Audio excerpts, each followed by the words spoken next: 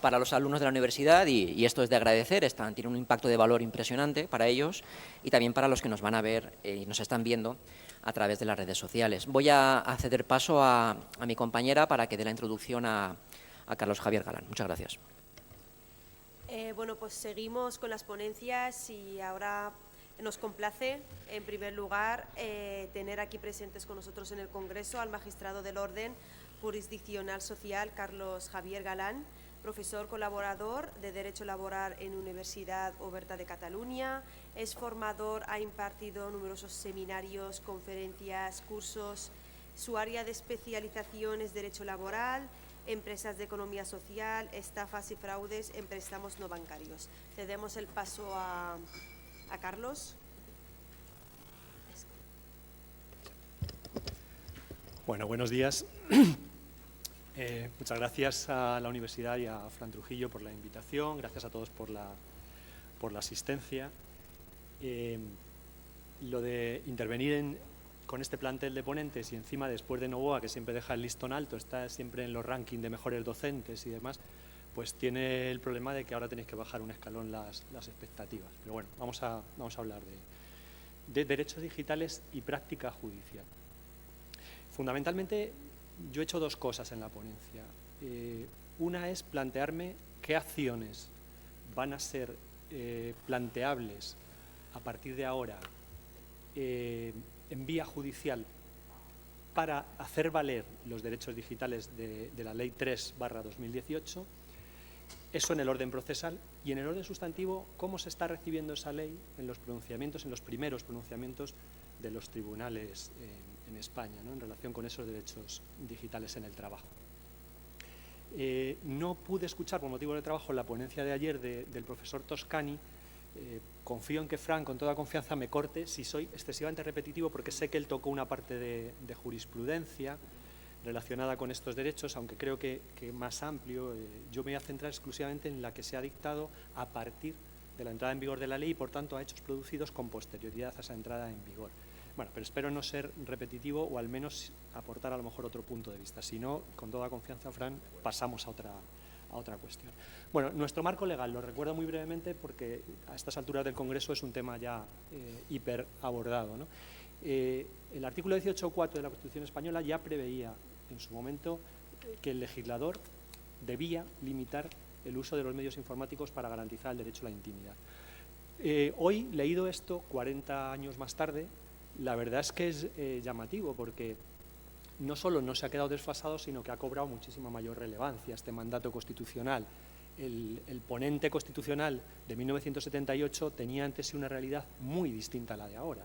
La irrupción de toda clase de dispositivos y la irrupción además de Internet, pues fijaos lo que ha cambiado el panorama, ¿no?, y ha hecho mucho más necesario el cumplimiento de este mandato, que 40 años más tarde se ha cumplido en esta ley 3/2018. Esta ley hace dos cosas, o tiene dos grandes bloques. Por un lado, adapta la normativa española al nuevo reglamento del Parlamento Europeo y del Consejo en relación con protección de datos, que no va a ser mi materia, y por otro, establece por primera vez una regulación y una serie de garantías para lo que llama derechos digitales. En el Estatuto de los Trabajadores introdujo ese artículo 20 bis, que lo que hace es una simple remisión normativa. Es decir, a partir de ese momento lo que dice el Estatuto de los Trabajadores es que las personas trabajadoras van a tener el derecho a la intimidad en el uso de dispositivos digitales, etcétera, etcétera, en los términos regulados en esta ley orgánica. Por tanto, se remite a la misma. ¿Cuáles son esos derechos digitales en el ámbito laboral? Yo no hablo de los otros derechos digitales variados que están regulados en la ley, sino exclusivamente de aquellos que tienen relación con el mundo del trabajo y que están regulados específicamente para él. Pues, por un lado, el primero es la desconexión digital. Aquí la ley está bebiendo de las reformas, las últimas reformas que había habido en Francia, ¿no?, del Code du Travail, que lo que hace es un poco importar ese modelo, básicamente, ¿no?, con matices, pero bueno, básicamente eso, y establece esta especie de derecho de nueva generación en cuanto a que es una nueva visión, el concepto de desconexión digital, pero sin duda alguna enraizada también con un concepto que es muy antiguo en nuestro derecho y al que ya ha aludido Alberto hace un rato, que es el de las limitaciones de jornada. Hasta hace unos años las limitaciones de jornada se entendía como algo puramente físico, presencial, de actividad, etcétera, la irrupción de multitud de dispositivos digitales y de esa conectividad permanente a la que hace mención el nombre del Congreso, pues ha hecho que haya ya un nuevo modelo de transgredir las limitaciones de jornada, que es no estar físicamente trabajando en un sitio, pero al final te hacen estar conectado, pendiente de comunicaciones, etcétera, etcétera. Todo ese mundo es lo que da origen a este concepto de desconexión digital como nuevo derecho de las personas trabajadoras. La ley no define el contenido de ese derecho y no define, digamos, el concepto, ¿no? Pero sí define algo importante que es, y que nos da la pista para entender el propio derecho, que es la finalidad. O sea, la finalidad al final es garantizar fuera del tiempo de trabajo el respeto al tiempo de descanso y a la intimidad, y hacerlo desde esa perspectiva de lo que es la conexión a sistemas, ¿no?, digitales. Para concretar el derecho, sobre todo las modalidades de ejercicio del derecho, la ley se remite a la negociación colectiva. Esto tiene ese peligro que acabáis de comentar, de esas remisiones que luego, por desgracia, nunca se cumplen o pocas veces se cumplen. De hecho, establece también la obligación de que en la política interna de la empresa, es decir, no en la negociación colectiva sectorial, sino incluso en la política interna de la empresa sobre desconexión digital, exige audiencia, al menos audiencia, a la representación legal de las personas trabajadoras. En general, ¿qué entiendo yo que incluye este derecho y que entiende casi todo el mundo que incluye este derecho? Pues entre los contenidos, sin ánimo exhaustivo, seguramente hay más y se os ocurrirán más, pero sin ánimo exhaustivo permitiría el apagar o cuando menos no atender fuera del horario laboral aquellos instrumentos o dispositivos, ¿no?, pues ordenadores, tablets, smartphone, PDA, similares, que sean instrumentos con utilidad de comunicación y que sean propiedad de la empresa, e incluso a no atender los nuestros propios, los que sean privados del trabajador, cuando se intentan contactos de índole laboral fuera del tiempo de trabajo. Incluiría el derecho, digamos, a no contestar cualquier comunicación de contenido laboral, con correos electrónicos, WhatsApp, Telegram, en fin, similares, ¿no?, SMS, aunque yo era muy antiguo, o los buzones de sistemas internos de las empresas, ¿no?, fuera del horario de trabajo. A no cumplir en ese tiempo extralaboral las órdenes o instrucciones contenidas en esas comunicaciones, a no estar conectado en remoto a los sistemas de la empresa, los sistemas que tenga establecidos de la empresa, sistemas digitales, telemáticos, etcétera, no estar conectado fuera del horario laboral, y a no estar geolocalizado en los casos en los que haya este tipo de obligaciones, no estar geolocalizado fuera de tu horario de trabajo. Digo sin ánimo exhaustivo, pero me parece que ya lo irá perfilando la negociación colectiva, si es que lo hace, pero parece que estas cuestiones se derivan más o menos de una forma lógica de la propia finalidad que establece el precepto. El siguiente derecho sería el de la intimidad en el uso de dispositivos, ¿no? Bueno, aquí fundamentalmente lo que se trata es que si se genera algún tipo de expectativa de intimidad en el uso de los dispositivos que sean propiedad de la empresa, ¿no?, ordenadores y demás, se establezcan luego garantías para no invadir esa privacidad. Entonces, la empresa viene obligada a establecer criterios de utilización de los dispositivos, a decir qué se puede hacer y qué no se puede hacer con esos equipos que nos da la empresa, y cuando se permita algún tipo de uso privado, pues entonces tiene que establecer cómo y cuándo, qué periodos se puede hacer, etcétera, y establecer garantías para preservar la intimidad, ¿no? Es decir, nos está permitiendo que ahí, no sé, hagamos algún uso privado, el que sea, pues luego, lógicamente, tendrá que establecer algún criterio para poder ejercer el control laboral sin invadir nuestra privacidad. Esto tiene singular importancia, creo yo, no en el caso de los usos de los dispositivos que la empresa pone a nuestra disposición, sino en el uso de los dispositivos propios, cuando en teletrabajo se está usando un medio propio, ¿no?, ordenadores o equipos propios en tu domicilio, y la empresa de alguna manera tiene que poder monitorizar o quiere monitorizar o controlar esa actividad, pero al mismo tiempo, lógicamente, no puede entrar a saco en mi equipo. Luego lo veremos con algún ejemplo. Bueno, de los criterios que establezca, obviamente tiene que informar a las personas que trabajan en la empresa. Otro de los derechos digitales es la intimidad en la geolocalización. La empresa va a tener posibilidad de implantar sistemas que geolocalicen a la plantilla y, además, tratar esos datos, hacer tratamiento de datos para ejercer su función de control laboral. Por tanto, esas aplicaciones pueden reportarle a la empresa cuál es la localización de las personas trabajadoras durante el tiempo de trabajo. Lo normal es que no se le implante un microchip a la persona trabajadora, lo normal es que lleve algún dispositivo encima, una pulsera, una PDA, etcétera, que le geolocaliza, ¿no? Y también es usual, dependiendo del tipo de actividad, la geolocalización del vehículo, ¿no? Cuando se utiliza un vehículo para funciones comerciales, de reparto, etcétera, etcétera, pues que el dispositivo esté en el vehículo. Esto exige obligatoriamente con la nueva ley que se informe a las personas trabajadoras afectadas por esa geolocalización de que existen esos dispositivos, primero, es decir, de que van a estar geolocalizados durante la prestación de trabajo y las características de los mismos, la finalidad, etcétera, y además todos los derechos que se derivan de protección de datos, esos derechos que llaman en protección de datos los derechos ARCO, ¿no? De acceso, de rectificación, etcétera, etcétera. La intimidad ante los dispositivos de grabación de imagen y sonido suele ser la más conflictiva, como ahora veremos. Y en ese caso lo que la ley permite es que se capten imágenes con cámaras para control de trabajo, pero con la exigencia de que se informe, dice la ley, de forma expresa, clara y concisa tanto a la plantilla como a sus representantes. Por excepción hay un segundo bloque, luego vamos a entrar en esto porque vamos a ver sentencias y un poco cómo se está aplicando esto. Hay una excepción, una norma excepcional que es en los casos de ilícito flagrante, habrá que ver, luego comentamos qué se entiende por ilícito flagrante. Ahí bastará con la señalización de videovigilancia clásica que es esta, ¿vale? Este dispositivo amarillo donde se informa de que estamos ante una zona videovigilada. Es decir, ya no es esa información directa, personal, a la persona trabajadora, expresa, clara y concisa sobre para qué estoy usando la videovigilancia cuando la voy a usar para control laboral, sino que si lo que capto es un ilícito flagrante, bastará con que exista un cartel, la ley lo llama dispositivo, ¿no? Un cartel del tipo que sea, en el soporte que sea, que tenga ese contenido obligatorio. Respecto a la grabación de sonidos, la ley es muy restrictiva, como creo que no podía ser de otra forma, porque generalmente no es necesario grabar las conversaciones, ya bastante, creo yo, afecta la intimidad, la grabación de imágenes, cuanto más que nos grabasen constantemente también las conversaciones. Y hay que justificarlo especialmente por la necesidad de seguridad de bienes y personas en general.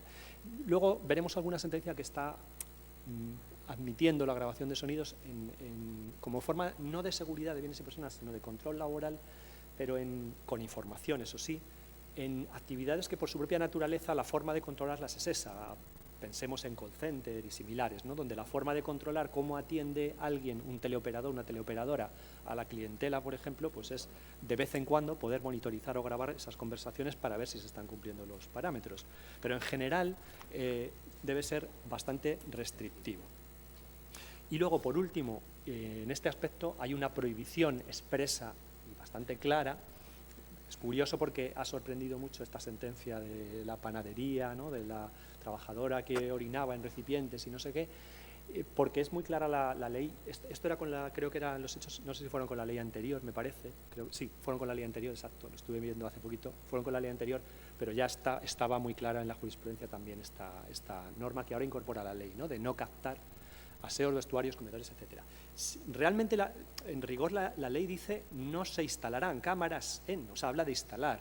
Yo creo que una buena interpretación lógica del precepto tiene que pensar más bien en la captación, es decir, lo importante es lo que captes. De hecho, veremos alguna sentencia en la que se instalan a lo mejor en un pasillo, que no tiene importancia, pero están captando el vestuario. Aunque no estén instalados dentro del vestuario, si está captando el vestuario, no cumple la finalidad, y al revés, ¿no? Es decir, si está instalado en el vestuario, pero está enfocando hacia afuera, hacia el pasillo, lo que sea, pues podría ser irrelevante. O sea, lo importante realmente no es dónde estén instaladas, aunque la literalidad diga eso, sino yo creo que el espíritu de la norma es qué es lo que captan, ¿no? Qué es lo que se ve. Bueno, y por último de la ley, deciros que en los derechos digitales se remite bastante a la negociación colectiva, como ya hemos visto antes, con lo cual habrá que estar atento a eso. ¿Qué se puede plantear en vía judicial a partir de esta ley? ¿Qué acciones podemos interponer para hacer valer los derechos, estos llamados derechos digitales? ¿Y qué modalidades procesales podemos emplear? Yo creo que se puede resumir casi diciendo todas, ¿no? Porque todas las que tienen que ver con relaciones laborales y hasta muy colateralmente alguna de seguridad social y demás, pueden tener relación con los derechos digitales. Ahora, os anticipo ya, yo lo que he hecho con esto es estudiar un centenar de sentencias, que son todas las que se han aplicado a hechos posteriores a la ley y que están en CENDOG más algunas que he recopilado de compañeros de distintas provincias con los que tengo confianza y les he pedido que me hicieran una labor de recopilación, y un centenar de sentencias de Supremo, Audiencia Nacional, TSJs y juzgados de lo social, porque ahí vamos tomando el pulso, sobre todo en leyes nuevas, es la forma de verlo, todavía muchas veces no llegan arriba. Y en ese centenar de sentencias sí que os digo que más del 66% de las que yo he estudiado, que no tienen por qué ser todas, aunque he intentado que sean la mayor parte o la práctica totalidad, el 66% son despido, que esto nos da una lectura, y es que todavía, la experiencia práctica nos lo dice en los tribunales, todavía las personas trabajadoras reclaman fundamentalmente sus derechos cuando ya les han despedido. Es decir, durante la vigencia de la relación laboral hay menor grado de reclamación de derechos. Y esto a pesar de todas las garantías de indemnidad establecidas y demás. Al final, yo creo que ahí hay un cierto afán, la parte buena de preservar el clima laboral, de no crearme malos rollos con mi empresa, y creo que hay una parte ahí negativa que es cierto miedo a la pérdida de empleo, incluso aunque luego tengas que meterte en juicio, te repongan o te declaren la nulidad. Yo creo que luego esas cosas ya la gente sabe que son muchas veces difícilmente reparables o reversibles y prefieren no ejercer derechos, y esto sí que es una lectura triste, no sé, que tendremos que darle alguna vuelta, yo creo, pero es verdad que es bastante menos usual que las personas reclamen sus derechos durante la vigencia de la relación laboral. No sé si pensar bien y pensar que es que se resuelven en la empresa y no llegan a los juzgados, y entonces pensar bien o pensar mal, y es que hay cierto miedo a reclamar. Bueno, tienen también cierta importancia los conflictos colectivos, que son más o menos el 9% de las que he estudiado, y solo un 7% eran reclamaciones de derechos normales, ordinarias, declarativas, ¿no?, durante la vigencia de la relación laboral.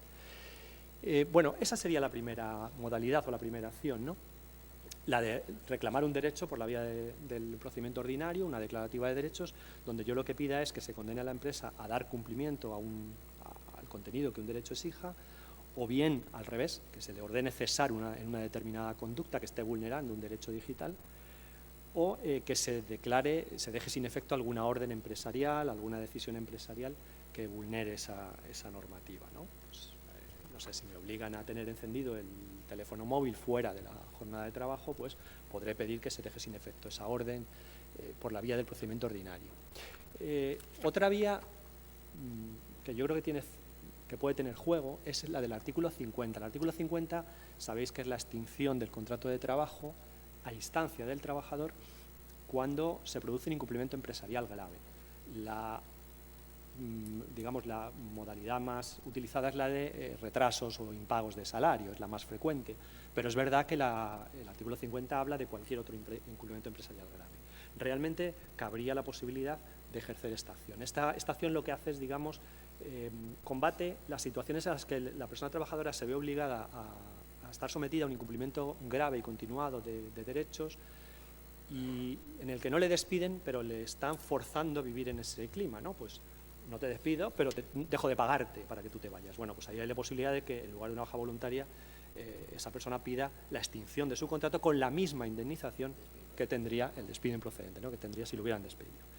Entonces esto se puede hacer con los derechos digitales exactamente igual. Si hay un incumplimiento, la clave estará en lo de grave, ¿no? Es decir, que el incumplimiento empresarial sea grave, no cualquier incumplimiento. En ese sentido hay una sentencia del Tribunal Superior de Justicia de Cataluña que ha ido en esa línea, extinguió un contrato por una cuestión de incumplimiento reiterado de la desconexión digital, ¿no? Es decir, una persona trabajadora que le mandaban fuera de horario algo así como 10.000, 11.000 correos electrónicos fuera de su jornada de trabajo.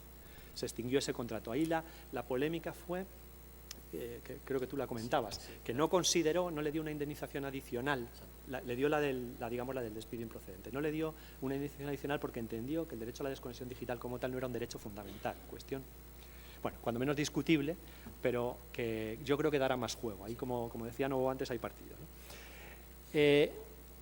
Bueno, la acción más típica, como ya os he dicho, sin duda, es la del despido. El 66,30 de las sentencias que yo he estudiado van en esa línea.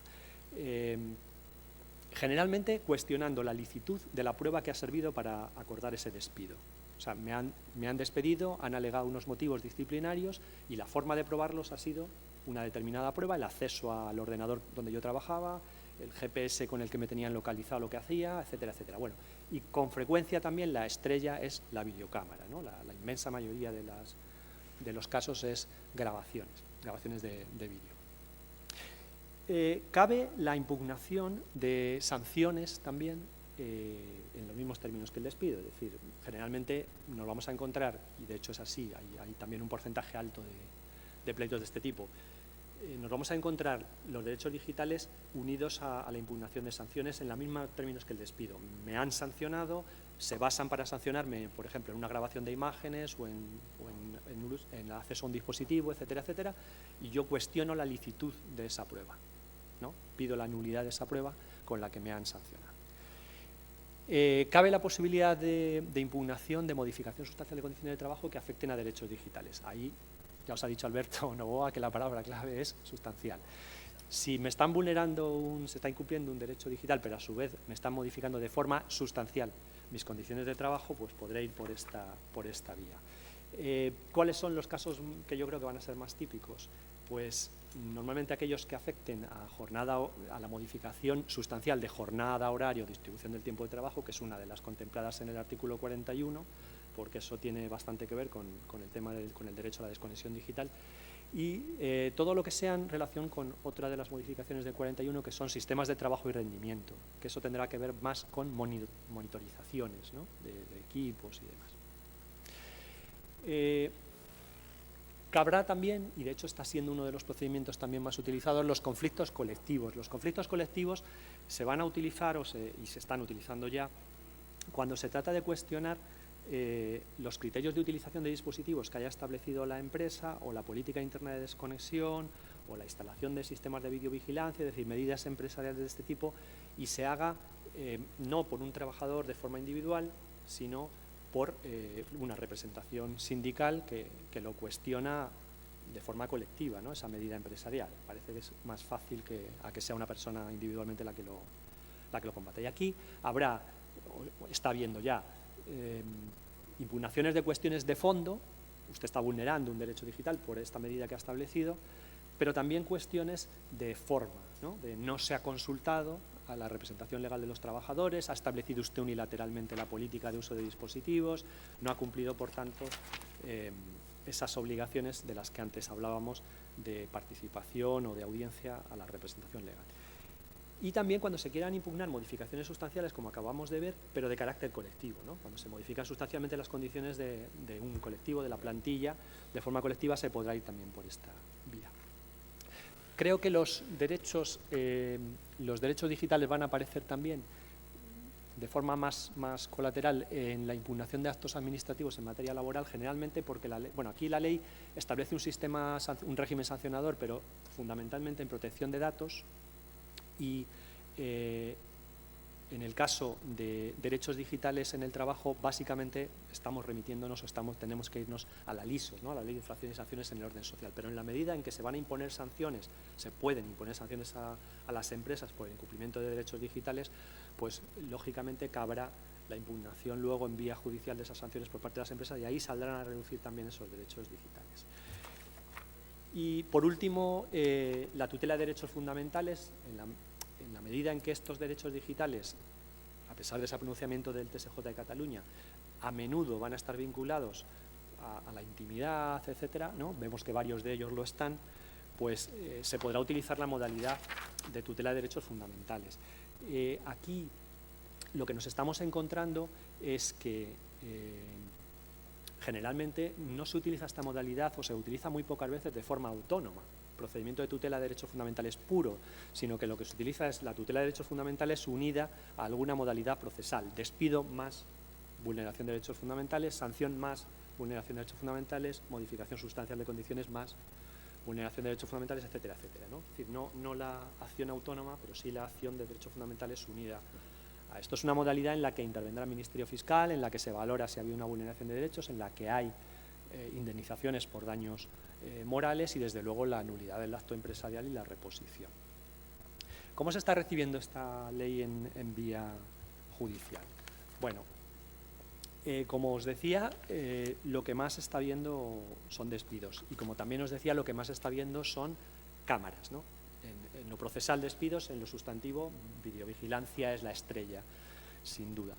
Pero hay algunas sentencias sobre otras cosas. Por ejemplo, en desconexión digital Ahí tenéis una sentencia de la Audiencia Nacional que lo que ha hecho precisamente es declarar la nulidad de políticas internas de desconexión digital porque no se había contado con la participación de la representación legal de los trabajadores. Y luego hay una sentencia que ha sido muy comentada, que también habéis hecho alguna mención, la del TSJ de Madrid, donde consideró que no hay un derecho, digamos, a la plena desconexión digital si precisamente se ha establecido una disponibilidad por la que la persona trabajadora está cobrando un plus, un complemento específico destinado a eso, a su disponibilidad.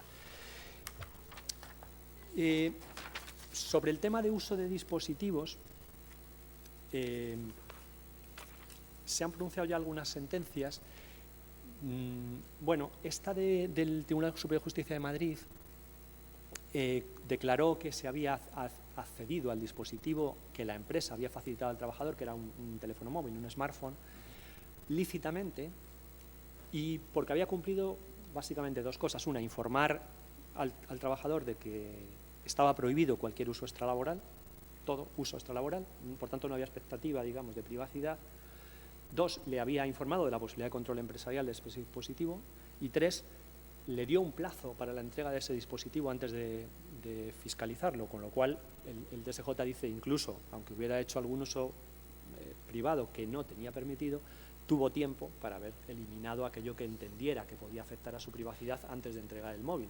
A partir de ahí, lo que revela el móvil es que el trabajador, este señor, estaba filtrando información de la compañía, información sensible sobre clientes, etcétera, a un ex trabajador de la compañía que se había montado por su cuenta y era competencia directa, ¿no? Supongo que con la expectativa en su momento de incorporarse a esa empresa del compañero, pero de momento estaba dentro haciéndole un poco de topo. Y esta sentencia del TSJ de la Comunidad Valenciana es curiosa porque aquí es una trabajadora en régimen de teletrabajo a la que le monitorizan el equipo, ¿no? Y le avisan que van a utilizar para control, si no recuerdo mal, le avisan, pero lo que aquí está diciendo el TSJ es que ese control era desproporcionado. Utilizan un par de sistemas, el AnyDesk y el OCM Supervisor. Bueno, yo el primero lo conozco, el segundo no, pero básicamente lo que le dicen es, no había establecido usted criterios de uso del equipo, primero.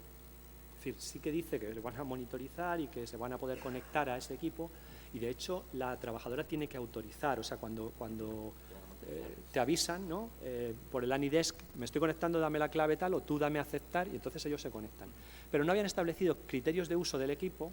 Dos, el equipo era de la trabajadora, con lo cual tenía todo el derecho del mundo a tener ahí cosas privadas, porque era suyo, ¿no? Y tres, y es lo que me parece que es interesante, tres, dice, tenían varias opciones para monitorizar y eligieron la más invasiva, es decir, la de privilegios de administrador, que le daba un acceso ilimitado al equipo privado de la trabajadora. Luego anulan la prueba por ilícita. En geolocalización, esta sentencia que primero dictó la Audiencia Nacional y luego el Supremo en un conflicto colectivo afecta a una conocidísima cadena de reparto de pizzas a domicilio que, además de tener que aportar los trabajadores la moto, que eso ya viene en convenio y parece que está previsto, te retribuyen específicamente por poner tu moto para repartir las pizzas a domicilio, pero además estableció una obligación adicional que era que las personas trabajadoras que fueran personal de reparto tenían que aportar su teléfono móvil para el trabajo, facilitar o su número de teléfono o su correo para que se les mandara una clave de instalación, permitir que se les instalara en su teléfono personal una app de geolocalización para que todos los clientes, cuando piden una pizza a domicilio por teléfono, pudieran saber dónde está la moto, ¿no? Por dónde va. Les retribuía, establecía una retribución adicional por permitir el uso de por usar el teléfono, no por permitirlo, sino por usarlo.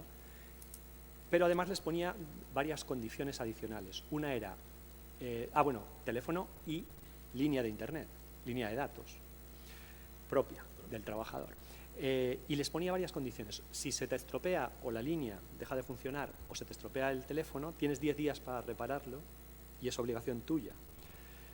Si no lo reparas, suspendemos el empleo y sueldo, suspendemos la prestación laboral, dejamos de pagarte, dejas de trabajar hasta que lo repares. Con un máximo de 2 meses, si tardas más de 2 meses en tener otra vez el teléfono y la línea operativo, podemos extinguir la relación laboral. Bueno, esto la Audiencia Nacional consideró que los medios los tiene que poner la empresa, que el establecimiento de un sistema de geolocalización es lícito, pero que hay 200 sistemas menos invasivos que el instalárselo al trabajador en su propio teléfono móvil y obligarle a que lo ponga, y que todas las consecuencias anudadas a eso, de suspensión, de extinción, de obligación de mantenimiento para el trabajador, etcétera, eran abusivas, y declaró la nulidad, que luego confirma el Tribunal Supremo. En grabación de sonidos, como os dije antes, es muy restrictiva la norma, pero sí que ha habido ya alguna sentencia. Ahí tenéis una que sí que válido la grabación de conversaciones en el contact center. En principio estaba avisados de que se podían monitorizar o grabar sus conversaciones, las de los teleoperadores. Claro, todos pensaban que eran las conversaciones con los clientes. ¿Qué ocurre? Que en este caso se acaba captando que hay trabajadoras que están hablando entre sí buena parte de su jornada de trabajo. Es decir, que lo que hacen es hablar por teléfono entre ellas, con el auricular puesto, y entonces captan esa situación, digamos, de falta de rendimiento y de tiempo dedicado a cuestiones personales, ¿no? A charleta y tal. Y, sin embargo, aquí el juzgado de lo social, ojo, esto puede que vaya a TSJ, el juzgado social de Cáceres admitió que la grabación fuera válida. Y, sin embargo, Badajoz, por ejemplo, hay una nulidad de grabación de imagen y sonido no informada, o sea, no informada de ninguna forma, ni dispositivo amarillito, ni información a las personas trabajadoras, y además de imagen y de sonido. Bueno, pues, obviamente, nulidad. En grabación de imagen, vamos a ver, yo aquí, aunque ya llevo media hora creo con la presentación, contando la presentación, me dejáis 2 minutos que sea crítico con lo que yo llamo la inercia jurisprudencial, ¿no? Es decir, en España durante el tiempo en que no teníamos regulación de esta materia, se fue desarrollando una jurisprudencia que fue cambiando, que fue completándose, con sentencias del Tribunal Europeo de Derechos Humanos, con sentencias del Tribunal Constitucional, con sentencias del Tribunal Supremo. Y cuando ya teníamos un cuerpo de doctrina y de jurisprudencia que todos lo teníamos muy claro, que teníamos que aplicar unos criterios de proporcionalidad y una especie de test, ¿no?, a los supuestos que se nos presentaran, porque no había regulación legal, viene una ley y lo regula. Y entonces, de repente, como que parece que buena parte de la judicatura, incluso tribunales superiores de justicia, yo creo que el propio Supremo, se quedan como, a veces tienen la tendencia a que ese cuerpo de doctrina que ya se ha creado tan trabajosamente durante años, seguir utilizándolo. Y yo creo que eso lleva a que a veces hay disonancias, ¿no? Porque hay cosas que se han regulado igual, como estaba diciendo la jurisprudencia, llenando ese vacío legal, pero hay cosas que no. Entonces, cuando la ley dice ya otra cosa, seguir repitiendo la misma jurisprudencia como si no existiera la ley, que es lo que yo veo en muchas sentencias, pues a mí me parece que no procede, ¿no? Y hay una cosa que a mí particularmente me llama mucho la atención, y es el tema de las cámaras ocultas no informadas. Es decir, la ley establece 2 niveles y me dice, si usted va a controlar la prestación laboral, informe usted a las personas trabajadoras de forma clara, explícita, comprensible, etcétera. Y la ley es muy clara en eso, no hay excepción. Y 2, el único supuesto excepcional es cuando no estamos estrictamente en el control de la prestación laboral, sino que hemos captado un ilícito, digamos, en materia de seguridad, ¿no? Yo tengo la señal de videovigilancia y eso me vale para quien entra de la calle a comprar, o al establecimiento, o a la fábrica, o a lo que sea, o a la oficina, y me vale también para las personas trabajadoras que están allí, si roban, si hurtan, si sabotean, etcétera, etcétera, las cuestiones, digamos, de seguridad, ¿no? Yo creo que el término ilícito, que al principio el proyecto de ley decía delitos, pero luego lo cambiaron, yo creo que puede ampliarse a ilícitos administrativos, quizá. Hay algún tribunal, Galicia, que ha considerado que también deben estar incluidos ilícitos laborales, pero yo creo que tienen que estar claramente vinculados al ámbito de la seguridad, porque si hablamos de cualquier incumplimiento laboral nos acabamos de cargar la primera parte, la norma general no la acabamos de cargar.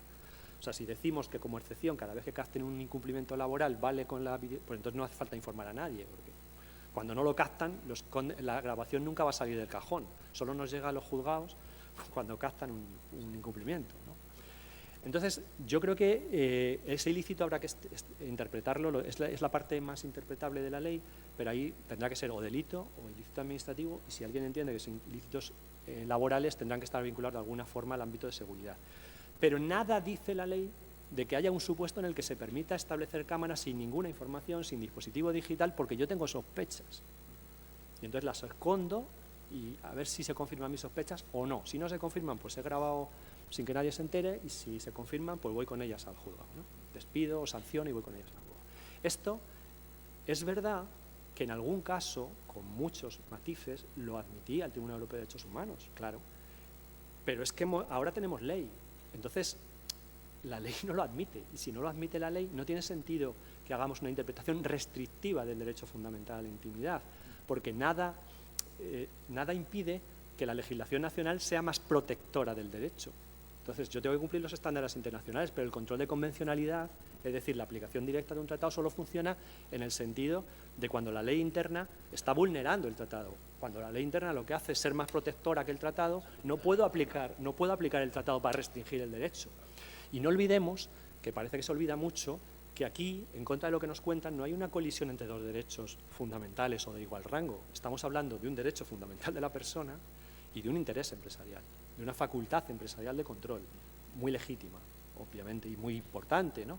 Pero no deja de ser un interés empresarial, una facultad empresarial frente a un derecho fundamental de la persona. Y cuando sopesemos eso, yo creo que no hay que perder esa perspectiva. Esa afición de las empresas a jugar a los detectives, a mí me parece que habría que irla limitando de alguna forma. Bueno, critico, por tanto, esa inercia jurisprudencial de seguir repitiendo cosas cuando ya hay una ley que ya nos establece un marco. Ahora tendremos que interpretar esa ley, de acuerdo, pero no tenemos ya que suplir un vacío legal, no nos podemos ya inventar nosotros las normas, la norma es la que es, ¿no? Que es esa. Bueno, en general, y terminando, lo que nos hemos encontrado es sentencias que declaran nulidad de prueba por falta de información, sentencias que validan el que exista el dispositivo este de videovigilancia y se pueda utilizar para ilícitos. Entre ellos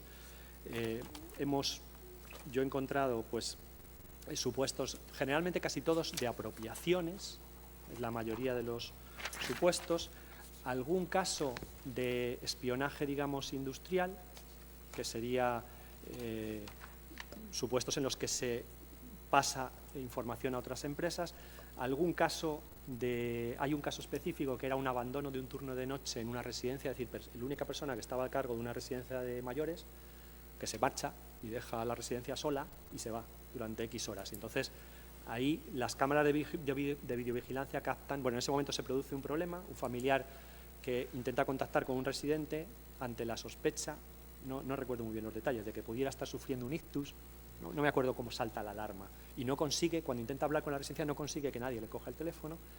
Bueno, ese abandono del trabajo que hace que llamen a la policía, en fin, toda esta historia que sí que tiene que ver algo con razones ya un poco de seguridad, de la seguridad de los propios internos, etcétera, se validó el uso del dispositivo este de videovigilancia sin haber dado información concreta a las personas trabajadoras más allá de ese dispositivo. Y luego otro en el que en un autobús donde se había informado que hay videovigilancia dentro del autobús sirve para captar unas imprudencias graves del propio conductor, ¿no? Bueno, eso es lo que más o menos hemos encontrado. Y luego ya como cuestiones así secundarias, por supuesto se declara la nulidad en muchísimas sentencias cuando no hay ningún tipo de información, que esto sigue pasando. También se inadmiten las alegaciones de ilicitud de la prueba cuando son extemporáneas, es decir, cuando de repente la parte quiere introducirlas, por ejemplo, en el recurso de suplicación y no lo alegó en instancia y cosas así, estas cosas que todavía no seguimos encontrando. Y luego recordad que no siempre coinciden ilicitud de la prueba y que la medida empresarial sea procedente o improcedente, no siempre. A veces se declara la ilicitud de una prueba concreta y, sin embargo, hay otras pruebas que sirven para acreditar el comportamiento de la persona trabajadora y, por tanto, la procedencia de la sanción, y viceversa. A veces se ha declarado la licitud de una grabación y después la grabación, como decía algún juzgado, no demuestra lo que se decía que iba a demostrar, o no se ve realmente lo que el empresario dice. Bueno, a muy grandes rasgos y un poco corriendo, esas son las sentencias que me he ido encontrando. Conclusiones. Yo creo que vamos a ir viendo más sentencias en el terreno de la desconexión digital, de la geolocalización, creo que vamos a ver bastantes más, se irán según vayamos avanzando en el tiempo de aplicación de la ley. Creo que va a ser con diferencia la estrella va a seguir siendo la videovigilancia. Me parece a mí que ahí tenían una oportunidad para haber regulado con mayor concreción, por ejemplo, esto del ilícito y demás, para que no haya tanta litigiosidad innecesaria. Si ponemos unas normas claras, que todo el mundo sepa de cuándo y cómo utilizar las cámaras, cuándo se puede, cuándo no se puede, y qué está bien y qué está mal, yo creo que eso facilitaría mucho. Y yo creo que además es importante que los empresarios tengan claro que esto debe prevalecer el concepto disuasorio sobre el concepto punitivo, que no todo vale. Todo el mundo se ha escandalizado con esto de, pero vamos a ver, si esta señora orinaba en el recipiente de la panadería, gravísimo. Y te dice, ya, pero si grabas en un vestuario o en una zona que estás permitiendo que utilicen como vestuario, está prohibido. Entonces, tú eres el que llevas a esa nulidad de la prueba. Organízalo bien, determina cuál es la zona de vestuario para que no sea el obrador, o graba con una señalización de videovigilancia que a veces, ojo, el Tribunal Superior de Justicia de Galicia ha recordado que la señal no tiene que estar debajo de cada cámara, que se pueden instalar cámaras que no sean visibles mientras la señal sí sea visible. Lo que tiene que estar es en un lugar visible del área donde estemos. Por tanto, sí que tiene ahí juego. Y luego, lo que decía, una función más disuasoria, ¿no?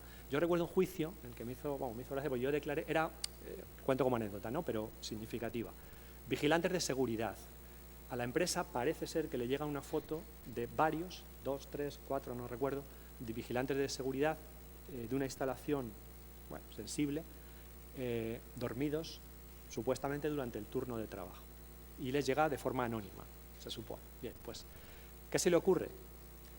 Pues como están cuando hace frío y demás, se resguardan en unas cabinas con cristales tintados desde las que ellos ven el exterior de las instalaciones, pero tú no puedes ver desde fuera su interior, se les ocurre la feliz idea de decirles que van a instalar un sistema de medición de la calidad del aire dentro de las cabinas, y lo que meten dentro son cámaras ocultas, que les graban durante 24 horas. Cabinas donde se refugian del frío, se cambian de ropa, tienen un microondas, una nevera, comen, se echan un cigarrillo en el tiempo de descanso, hablan por teléfono.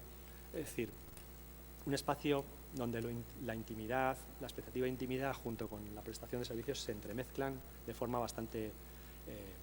y no solo graban a los sospechosos, a los que aparecían en las fotos, sino todos los vigilantes durante 24 horas se supone. Entonces, cámara oculta, sin ninguna información y sin dispositivo de videovigilancia, 24 horas grabando a personas, también en sus tiempos de descanso, a toda la plantilla de vigilantes de seguridad, y para control de prestación de servicios, y no para cuestiones, digamos, de seguridad, que robaran o qué tal, sino para si cumplían su servicio. Entonces sancionan a varios, a unos por fumar, a otros por estar atentos al móvil, al WhatsApp demasiado tiempo, a otros por dormirse, efectivamente, y tal. Bueno, y en el juicio, cuando yo anulo esta prueba por atentar contra la intimidad y la declaro nula, ilícita, recuerdo que el abogado de la empresa me decía, señoría, es que si yo digo que voy a grabar, entonces no se duermen. Yo decía, pues miel sobre hojuelas, ¿no? Es decir, yo pensaba para mí, fantástico, es que de eso se trata. O sea, esto no va de ver si pillo al trabajador, va de que yo puedo instalar estos sistemas bien instalados y conforme a la ley, como sistemas de vigilancia de la actividad laboral, informando, o como sistema de seguridad, poniendo la plaquita, y a partir de ese momento, si la gente cumple más y mejor, pues estupendo, ¿no? Me parece a mí. Bueno, muchas gracias. Muchas gracias.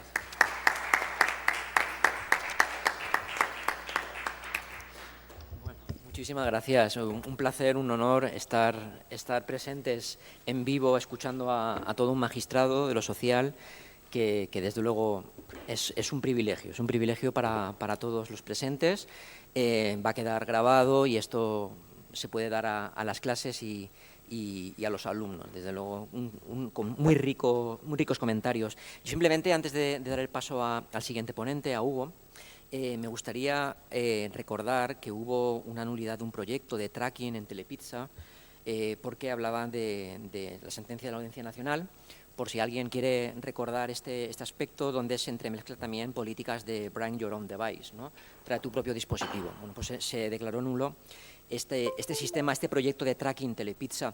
Y Carlos, rápidamente una pregunta muy breve en cuanto a los siguientes pronunciamientos que vamos a ver respecto a la desconexión digital.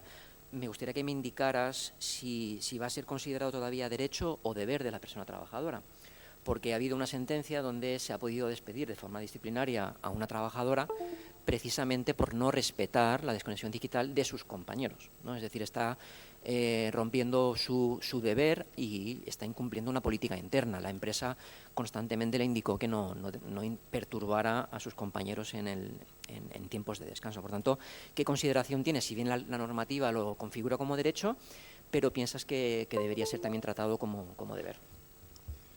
Sí, sin duda. Casi todos los derechos acaban llevando un deber correlativo, por otra parte, para que sean respetados, ¿no? Entonces, casi siempre un derecho a la persona trabajadora conlleva un deber empresarial. Pero a su vez, es verdad que esto tiene ese doble cara de derecho-deber. Lo comentabais antes respecto a la jornada, ¿no? Como decía Alberto, bueno, recuerdo una sentencia en la que se sancionaba a un trabajador de Mercadona, creo que era, por entrar a trabajar antes de tiempo, porque se iba allí antes de la hora y entró a trabajar y le sancionaron. Y te decían, hombre, pero por ir a trabajar antes de tiempo, pues sí, porque está excediendo de la jornada y a la empresa le pueden sancionar por ello, pero es que además entran en juego todas esas cuestiones de salud, etcétera, etcétera, ¿no?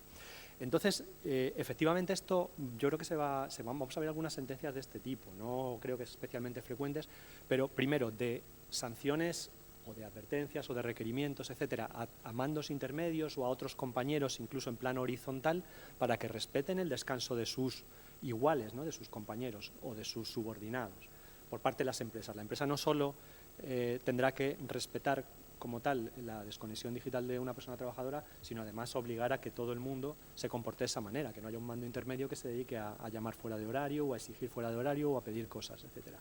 Y luego a los propios trabajadores, aunque pueda parecer paradójico, de alguna manera también a veces por prevención de riesgos, por todo, por cumplimiento de normas de jornada, por esa posibilidad de sanción, por cumplimiento, por políticas de cumplimiento, se les tendrá que apercibir que ellos tampoco vulneren es decir, que no estén conectados más allá de la jornada de trabajo o de las horas que estén autorizadas. Todo esto que comentabais antes respecto a la jornada vale también para esas jornadas virtuales, ¿no? Indirectas o directas, que tienen que ver con lo digital. Muchísimas gracias, Carlos. Vamos a dar paso al siguiente ponente, a Hugo, y después finalizaremos con Manel, una jornada que están siendo de alto nivel y excelentes. Muchas gracias. Sí,